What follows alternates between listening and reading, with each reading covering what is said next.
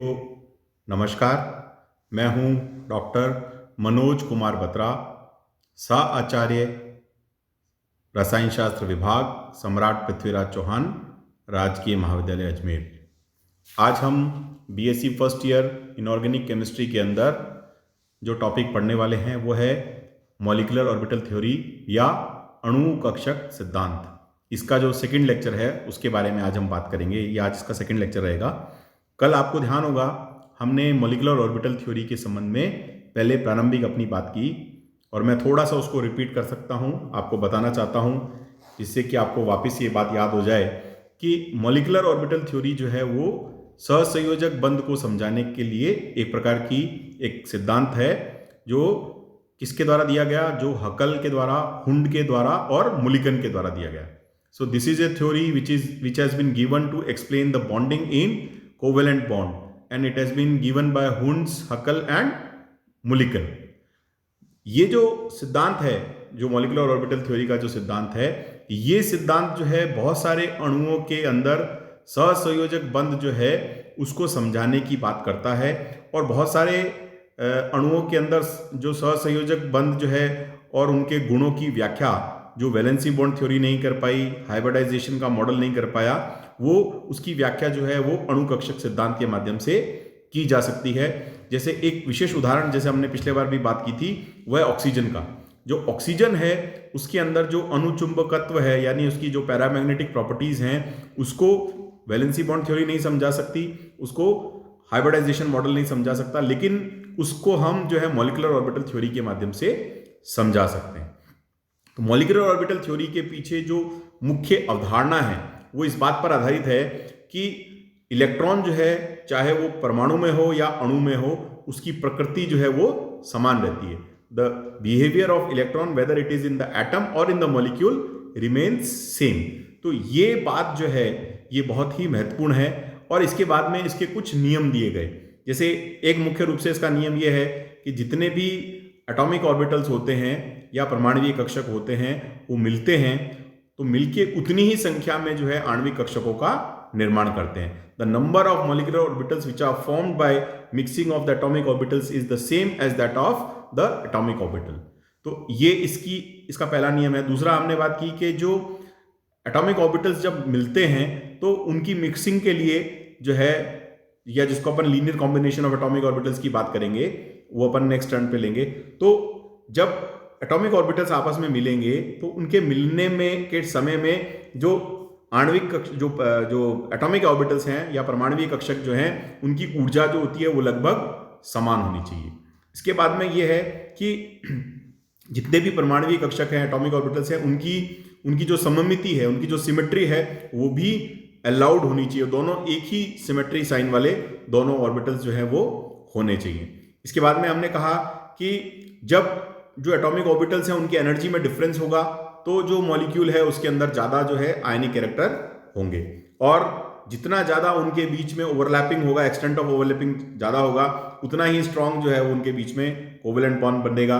और जब एक बार मॉलिक्यूलर ऑर्बिटल्स बन जाते हैं तो उन मॉलिक्यूलर ऑर्बिटल्स में इन आणविक कक्षकों के अंदर जो इलेक्ट्रॉन का डिस्ट्रीब्यूशन है वो हुंड्स के नियम और पाउली के नियम के हिसाब से कहता है, जैसा कि हम सामान्य कक्षकों में देखते हैं। तो इस तरह से हमने कल बात की थी कि मॉलिक्यूलर ऑर्बिटल थ्योरी जो है वो किसने दी, उसका मुख्य जो पोस्टुलेट है वो क्या है, और उसके साथ में ही हमने उसके 6 नियमों के 6 रूल्स के बारे में बात की थी। आज हम बात करेंगे कि अणु कक्षक सिद्धांत के अंदर जो कक्षक हैं उनके प्रकार के संबंध में। अणु कक्षकों के प्रकार या टाइप्स ऑफ मॉलिक्यूलर ऑर्बिटल्स। जो मॉलिक्यूलर ऑर्बिटल थ्योरी है इसमें ऑर्बिटल्स जो होते हैं वो 3 प्रकार के होते हैं। There are 3 types of molecular orbitals. पहला है इसमें है बॉन्डिंग मॉलिक्यूलर ऑर्बिटल या बंधी अणु कक्षक। ये वे अणु कक्षक हैं जिनकी ऊर्जा अतिव्यापन में भाग लेने वाले सभी कक्षकों की ऊर्जा से कम होती है। मतलब इनकी जो एनर्जी है वो जो ओवरलैपिंग के प्रोसेस में पार्टिसिपेट करने वाले ऑर्बिटल्स हैं उनमें उनसे कम होती है। इस प्रकार जो इलेक्ट्रॉन अतिव्यापन से पूर्व परमाणु कक्षक में थे अब वे इन कक्षकों में आ जाते हैं, इसलिए इनकी ऊर्जा और कम हो जाती है। फलस्वरूप तंत्र जो है वो अधिक स्थायी हो जाता है। कहने का आशय ये है कि ये जो बॉन्डिंग मॉलिक्यूलर ऑर्बिटल्स होते हैं, इनकी जो एनर्जी होती है वो their energy is lesser than the atomic orbitals which are taking part in the process of overlapping. So whatever the electrons which are present in these atomic orbitals, they eventually populate the molecular orbitals which are formed by the mixing of these atomic orbitals, and the energy of these molecular orbitals become less than the atomic orbitals, the participating atomic orbitals. Therefore the energy of the system also decreases. तो इस कारण से जो है इस तंत्र की ऊर्जा जो है वो सिस्टम की एनर्जी जो है वो पहले से कम हो जाती है. परमाणु कक्षकों में इलेक्ट्रॉन केवल एक नाभिक से आकर्षित रहते हैं, लेकिन इन अणु कक्षकों में वे इलेक्ट्रॉन एक से अधिक नाभिक द्वारा एक साथ आकर्षित होने लगते हैं. आकर्षण बढ़ने के कारण इनकी स्थितिज ऊर्जा जो है वो घट जाती है. तो देखिए यहाँ पर क्या, एटॉमिक ऑर्बिटल में जो इलेक्ट्रॉन है उसको एक ही न्यूक्लियस जो है वो अट्रैक्ट करता है, लेकिन यहाँ पर मॉलिक्यूलर ऑर्बिटल में जो है इलेक्ट्रॉन जो है वो एक से ज़्यादा न्यूक्लियस से अट्रैक्टेड होते हैं, इसलिए उसकी जो पोटेंशियल एनर्जी है वो कम हो जाती है, और जिससे तंत्र की कुल ऊर्जा जो है, उसकी जो टोटल एनर्जी जो है वो घट जाती है.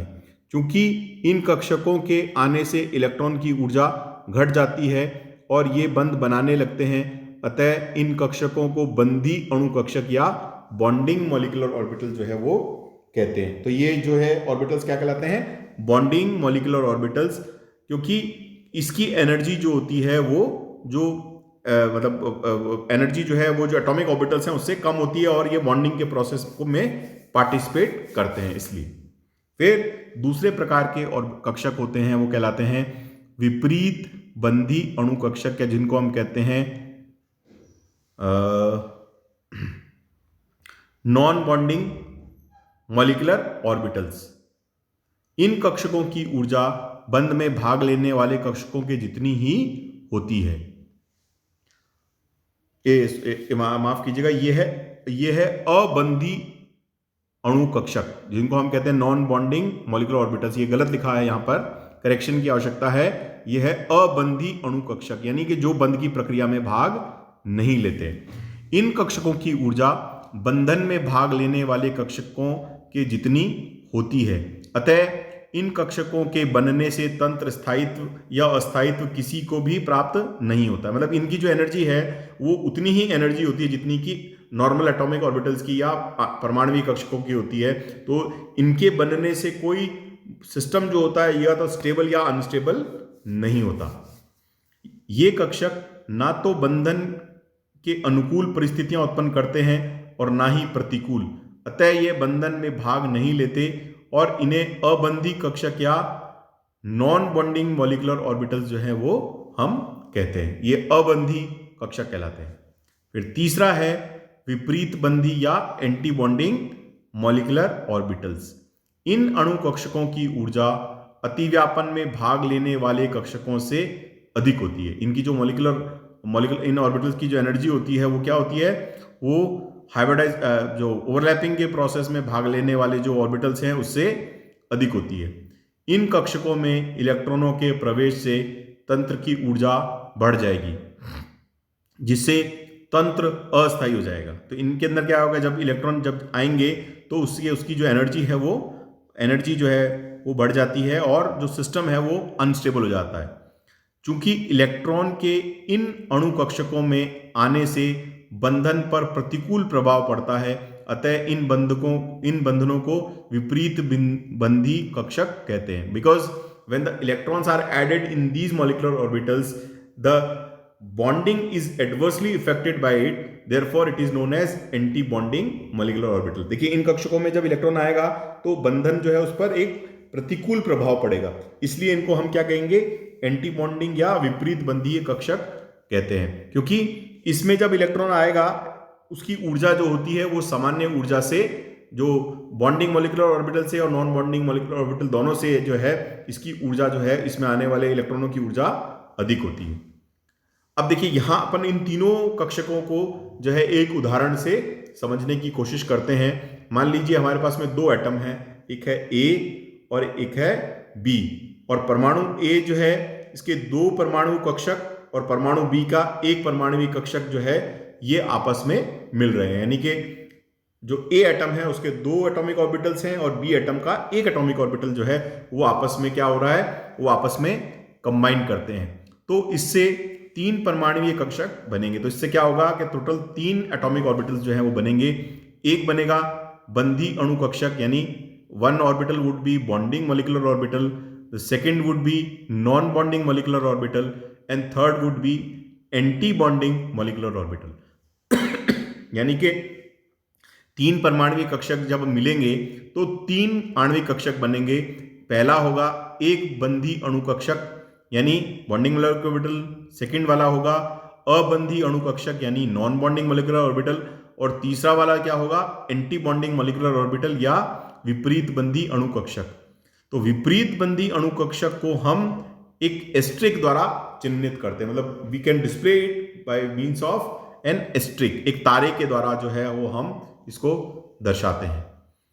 अब माना कि ए के दोनों कक्षकों के पास एक एक अयुग्मित इलेक्ट्रॉन है और बी के एक कक्षक के पास एक युग्मित इलेक्ट्रॉन युग्म है। मतलब ये कह रहे हैं कि मान लीजिए कि ए के पास में जो है वो हमारे पास में, देखिए यहां हम इसको देख सकते हैं, ए के पास में एक एक इलेक्ट्रॉन है और बी के पास में क्या है, एक युग्मित इलेक्ट्रॉन है ना। एक इनके पास में तो एक एक अयुग्मित इलेक्ट्रॉन है और बी के पास में एक पेयर्ड इलेक्ट्रॉन है, मतलब एक इलेक्ट्रॉन पेयर है।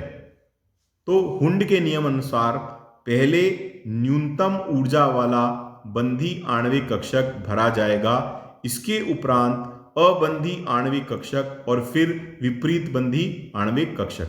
तो according to the Hund's rule, the orbital which is having the lowest energy would be filled first. So which orbital is having the lowest energy? The bonding molecular orbital या बंधी आणविक कक्षक की ऊर्जा न्यूनतम है, तो सबसे पहले इसमें इलेक्ट्रॉन भरे जाएंगे। उसके पश्चात में अबंधी आणविक कक्षक की ऊर्जा उससे अधिक है, फिर उसमें भरे जाएंगे। और तीसरा जो है वो विपरीत बंधी आणविक कक्षक में भरे जाएंगे, क्योंकि उसकी ऊर्जा जो है वो सबसे ज्यादा होती है। तो ये हुंड के नियम से हम इलेक्ट्रॉन को भरने की प्रक्रिया जैसे परमाणुवीय कक्षकों में करते हैं वैसे ही आणविक कक्षकों में होगी।